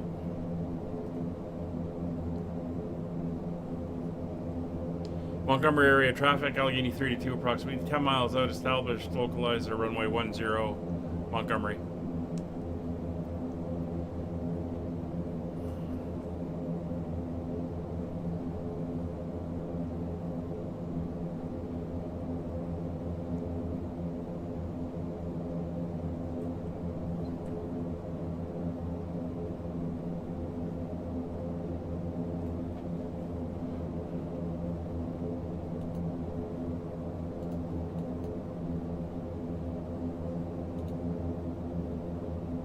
And it's going to be a left-hand exit since we were coming in from the west now. And we can expect that the crosswind will be from the right. Ooh, there's that mist and fog and rain.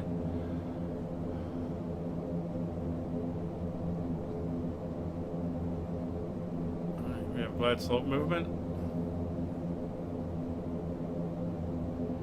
One button ahead. Gear down. Did you? Uh-oh. You've disappeared. What happened?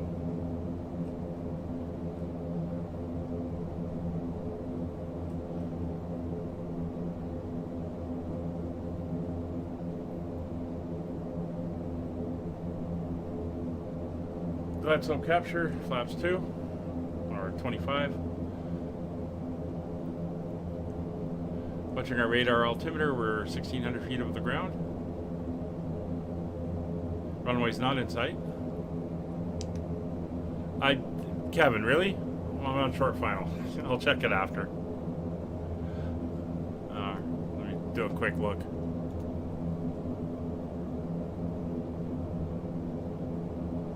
Oh God. Really? That's horrible.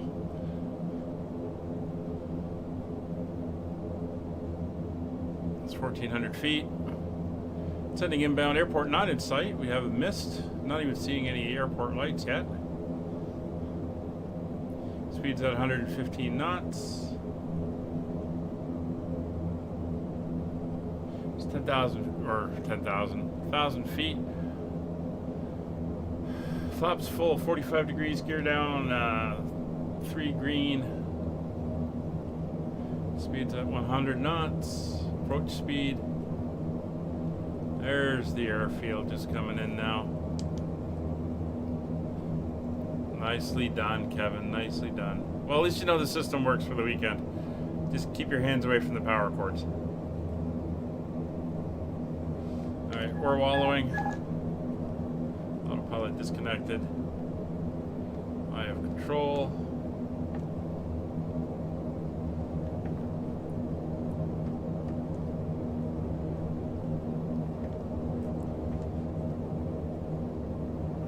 A little bit high. I do have 9,000 feet to play with though. Oh, now we're low.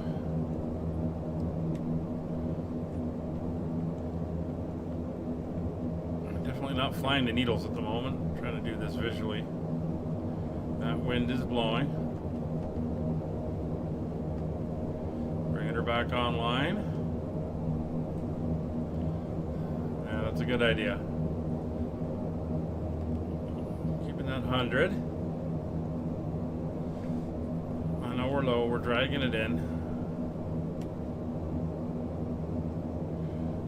We're at minimums. We're landing. You can see the runway. That wind is bouncing us. Touchdown zone's in sight.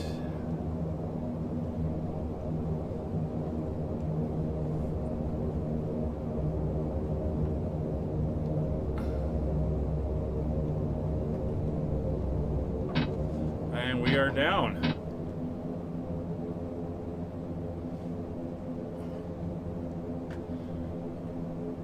All right. Welcome to Alabama.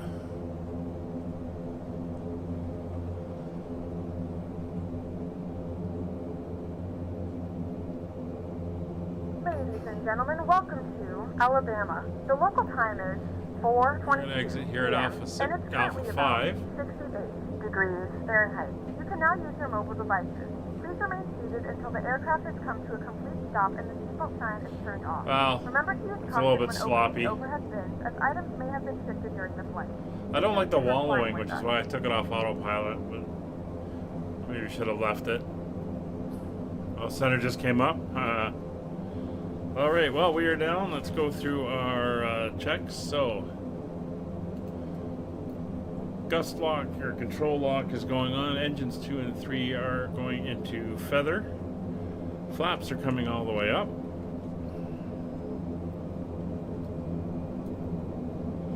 Anti-collision light, turret, strobe lights off, landing lights off. Engine intake deflectors are closed.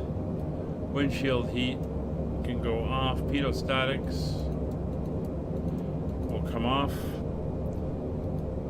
Flight taxi switch to taxi. Yaw damper off. Weather radar not worried about. And we are good with everything else. I'm going to stay on CTAF here. That's fine.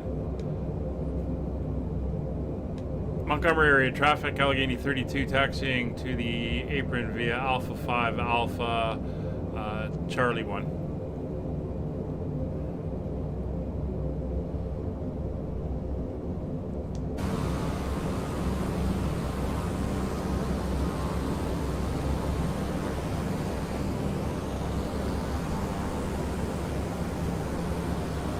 All right, we'll get her down here.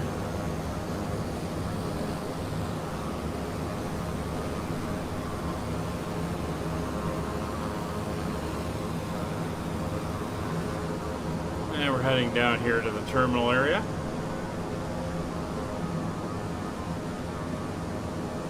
Kevin, I'm trying to remember. I've got Shannon Airport, right? We got that when we did the DC-6s into there. I'll have to go take a look.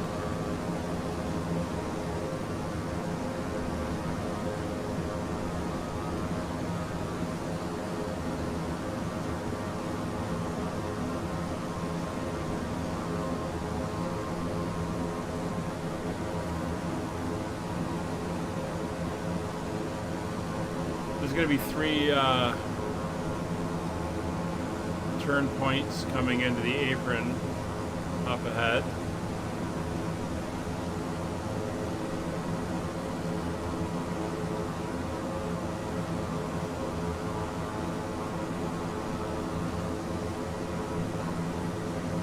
That's Charlie 3.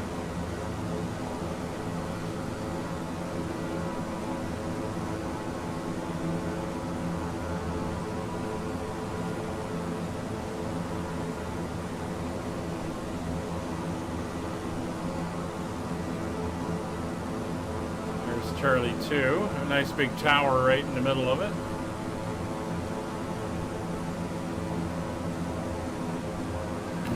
And there's Charlie 1. We're going to take that in and we're going to park up on the apron here.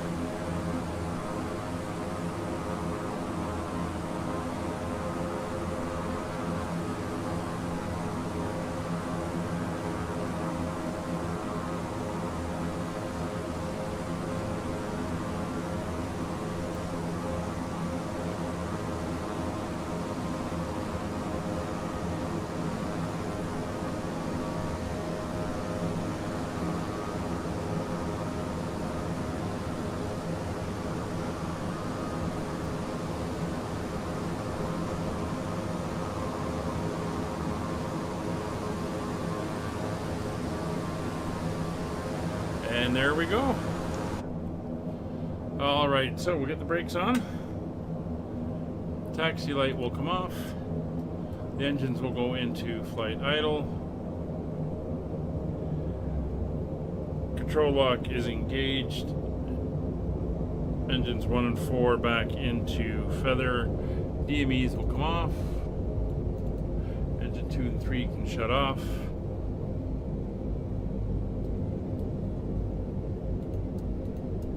Bleeds are off. AC gens are off. External power is connected. Engines 1 and 4 are shutting off. Oh, come off. They'll come off. They're all off. External power is on. AC gens are off. Batteries will stay on. Anti-skid will come off. We'll pop down to the back. Oops. Actually, before we do that, release the passengers. And we can open the doors. Well, welcome to a rainy Montgomery, Alabama. Unfortunately, Kevin went down. Turns out he had his calculations right, but something gave way on the aircraft. We'll be back tomorrow, 1400 Zulu from the 737s flying out of out of Tallinn in Estonia, heading back to Stansted. Thanks for coming along. We will see you then. Bye for now.